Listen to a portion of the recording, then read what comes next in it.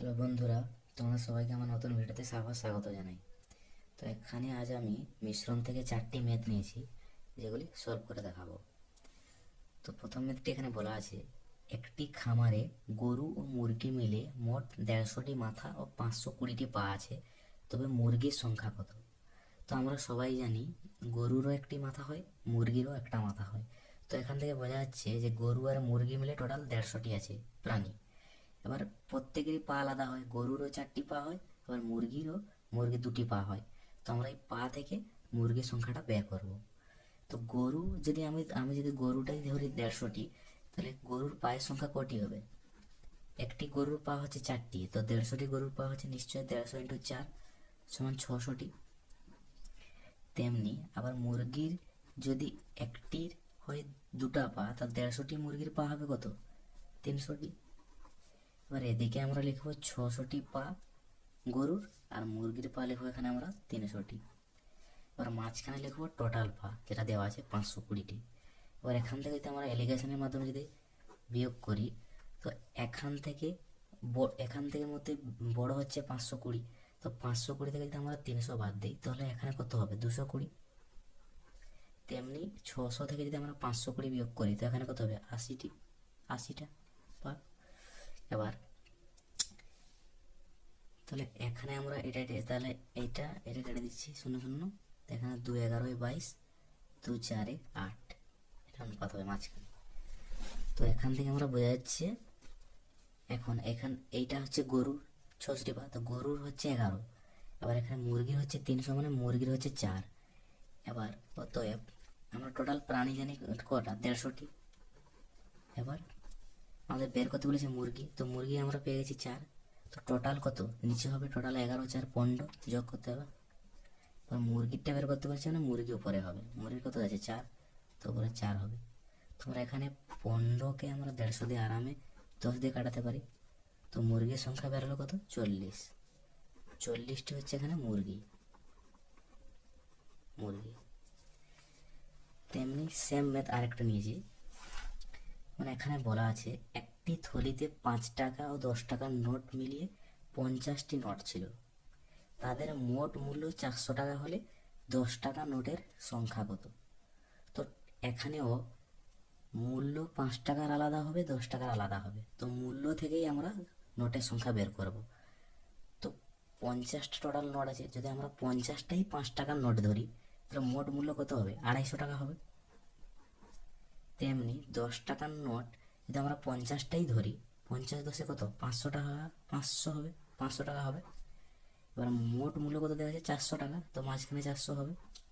তো এখান থেকে আমরা এলিগেশনের মাধ্যমে যদি বিয়োগ করি, তাই 500 থেকে 400 বাদ দিলে হবে এখানে 100।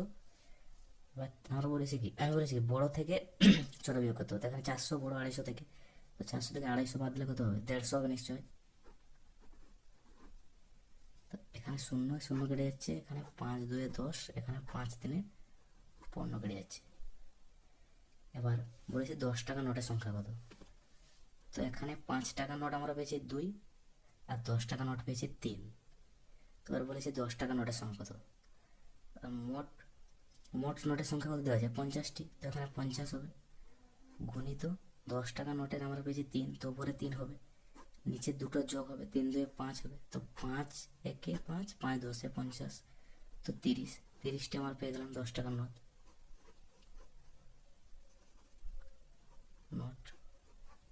যেমন দেওয়া আছে,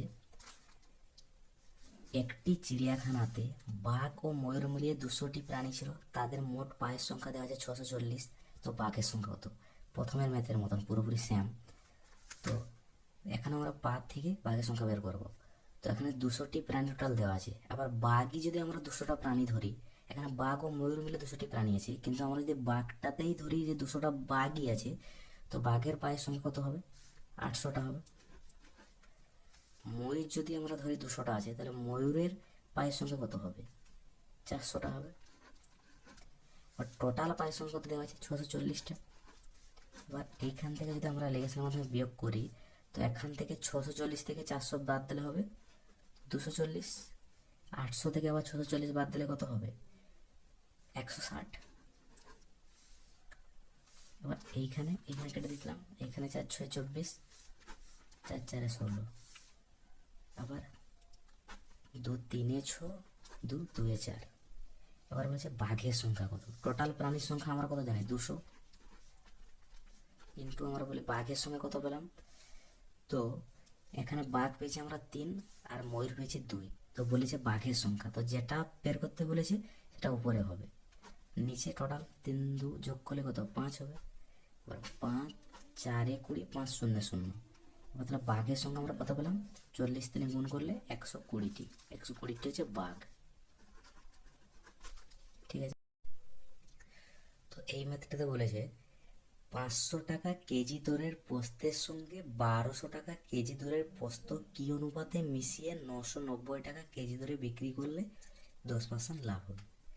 তো এইরকম ম্যাথের ক্ষেত্রে যদি বিক্রয় মূল্য দেওয়া থাকে, লাভ বা ক্ষতি দেওয়া থাকে, তো আমাদের সবসময় ক্রয় মূল্যটা বের করে নিতে হবে, কারণ এগুলো দুটো ক্রয় মূল্যেই দেওয়া আছে। তো এখানে যদি আমি ক্রয় মূল্য বের করতে যাই, তো 990 বিক্রয় মূল্য যেটা ওইটা হবে ইন্টু ক্রয় মূল্য বের করতে হলে আমি একটা ভিডিওতে বলেছি, দেখবে তোমরা, 100 সবসময় উপরে হয়, তো 100 উপরে হবে, 10% লাভ দেওয়া আছে মানে নিচে 110 হবে।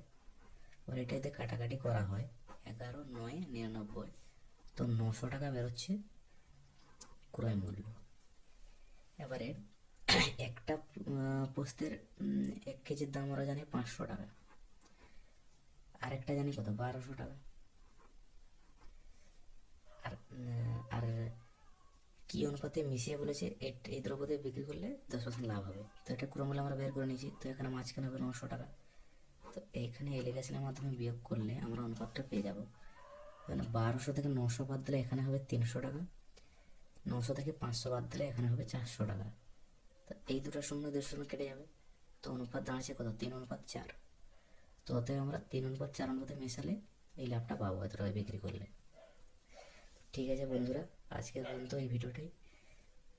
যদি তোমাদের এই অঙ্কগুলো বুঝতে অসুবিধা হয় তাহলে কমেন্ট করে অবশ্যই জানাবে, এরকম রিলেটেড আরও কিছু ম্যাথ আমি নিয়ে আসবো।